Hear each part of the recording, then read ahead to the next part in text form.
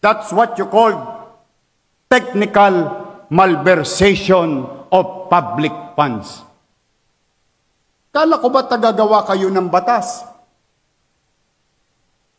Bakit kayo nagtatayo ng barangay hall at building sa tapat ng eskwelahan na sakripisyo ang teacher, estudyante, para lang ma-display nyo mga pangalan ninyo sa mata ng publiko na kayo'y may ginawa, pero ikinarga ninyo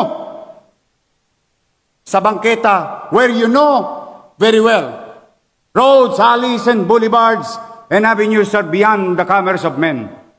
Naglilinis kami dahil kayo'y congressman, kayo'y siga, ni walang permit, ni walang construction permit, ni walang building permit. Subukan niyong gawin yan sa harapan ko ngayon. Iohoyo ko kayong lahat. That's what you call technical malversation of public funds.